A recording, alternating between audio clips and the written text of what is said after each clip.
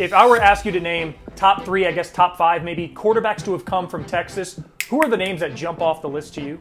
Oh my God, Drew Brees got Patrick Mahomes, Kyler Murray, Matthew Stafford, um, Vince Young.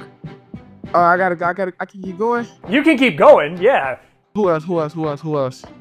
I think reflexively you gave us the 5 that jump out. Is it? I'm gonna Yeah. give you. I'm gonna give you the five that jumped out. Okay, All right. What about top 5 Alabama players? we gotta go with David Henry for number one.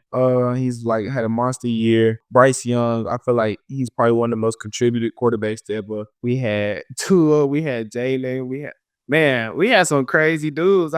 They had Tua, Jalen, and Mac Jones, who's an NFL quarterback, in the same quarterback room. This is hard. I'm gonna say Jalen Hurts for sure. Yeah, I'm gonna have to say Joe Namath as well. You know what I'm saying? I can't leave them out. Leave them out. I know he was probably waiting. No, it's all. Respect your roots. You named more than 5. We can also cast a wider net. Who are your top 5 quarterbacks of all time? And if you don't want to go in order, that's fine. But if you start to paint the picture of a perfect quarterback, who are the guys that start to line up? I'm gonna say Cam Newton, Patrick Mahomes, Peyton Manning, Lamar Jackson. Last one. I'm gonna say Tom Brady. Yeah, I'm gonna have to go with Tom Brady. I mean, I think you have more questions to answer in Tuscaloosa from picking an Auburn Tiger first off and Cam Newton. Uh, I mean, it's my guy. Like Hey, I don't fault you. He won MVP. I feel like he's the only quarterback that has to bring the swag to the quarterback position. So like, I feel like he gotta respect. He brought the swag to the quarterback position. You know what I mean? Gatorade National Player of the Year. I mean, it's Peyton Manning. It's Kyler Murray. It's Emmitt Smith.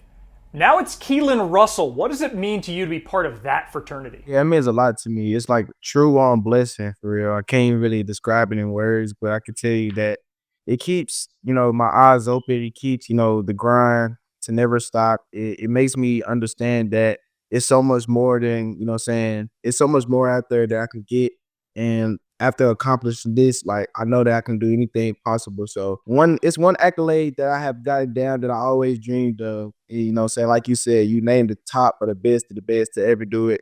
And for me to have that honor and for me to have that trophy alongside of them, it means a lot. There's an ESPN 300, top 300 recruits in America. 1 in 7 played high school ball in Texas this last year. How did that level of competition on the practice field, on the playing field, do you think prepares you now to go to the SEC and make an impact there at Alabama? So yeah, like we play the best of the best competition, 6A, Division One, and the state of Texas. We got probably the best team. We play top 10 teams, you play top 5 teams, we play the number 1 teams in states. And I feel like it's really it gave me the boost and it made me visualize what it's gonna be in the next few years for me. Just like for example, we played a whole defense that's full of D1 scouts. All of those dudes are gonna play Division One football, and I just understand like, hey, I'm gonna be seeing these dudes in the next few years, and the fact that I'm already, getting that level of competition right now is, it's gonna bring a boost to my skill level. So the competition wise, it's great down here in Texas. And it's not just the guys who were on the other sideline in other helmets. I mean, you shared a huddle with the number 1 receiver in the nation, Decorian Moore. It was an LSU commit. Now he flipped. He's going to Oregon. How did you and Decorian make each other better, either in game settings or at practice? Playing with each other since 7th grade. We have kind of already built that relationship. We had already got that, we was already in sync before the high school even stepped into the occasion. But when we got into the high school levels and both of us got developed as, the prospects that we are today, we started to understand like, hey, bro, like we got to be the game changers in this football game. So he was just saying, hey, bro, like I'm your outlet, bro. If anything goes wrong, I'm gonna be always open. That's exactly what he tells me. Nobody can guard me in the state of Texas. Nobody can guard me in the country.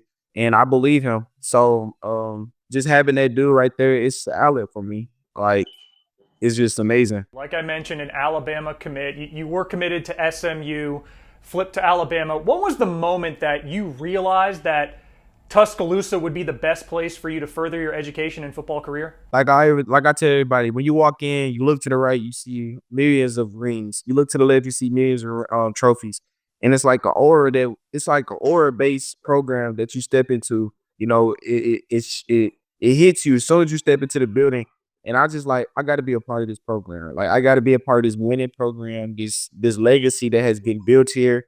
It's almost like Saban was just engraved into that program. You know what I'm saying, with all the rings and trophies. But like, honestly, it was and then it was the relationships. Nick Sheridan, Coach DeBoer, like, I got really in touch with them too, since that first probably was January, I was getting heavily recruited by them, and they were just on me ever since. So, it was the relationships, and it was just like, I understand that this team is gonna take me to NFL for sure. How do you add to that legacy that's already so great? I wanna start day one. I wanna get on the field day one because that's the like, Imma help the team out if I be on the field, you know what I'm saying? And like I said, winning national championships, that's gonna help us out. Add it to the ring collection, add it to the trophy collection that's already there. When I tell you I'm coming to Alabama to set a difference, I'm coming to Alabama to set a difference, I promise you that.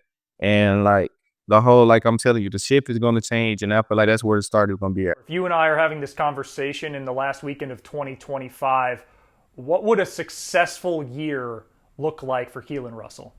Oh man. First of all, starting number one, get on campus, starting, try to get into that playbook, and then try to get, the national championship. End of the season, we're gonna go freshman of the year. Hey, make it if we can win Heisman. I don't know. Hey, Keelon, it's a lofty list, man, but I don't fault you for aiming for the stars with all that you've accomplished so far. Keelon, what's one skill or talent that you have outside of football that people would be surprised to know? Man, I can sing, but I ain't gonna let y'all know. I ain't gonna let y'all know I can sing though, you know what I'm saying? But I can, I can hit a little note or two. I mean, we're all friends here. Is there something you feel confident enough? Give us a couple bars. Nah. I can't do that. I can't do that. I can't.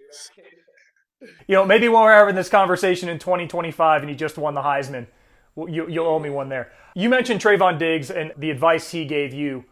What's an advice that you would give somebody who's kind of where you were a year ago? What's advice that you would pass down to somebody in the 2026 class? I'll probably say I want to say something about confidence because most definitely that was one of the biggest things that I struggled with coming into my football years. So I'm gonna probably say build your confidence. That's probably one of the biggest advice is build your confidence for me because when I came into my freshman years, I didn't really have enough confidence to be the starting quarterback. I see a lot of kids these days who don't really, that shy away from that high level prospect. You know what I'm saying? Don't want to go to camps and stuff. They shy away from a lot of stuff just because they don't understand the confidence level. And yeah, I say that's probably the biggest thing in the lives of athletes is building your confidence for sure.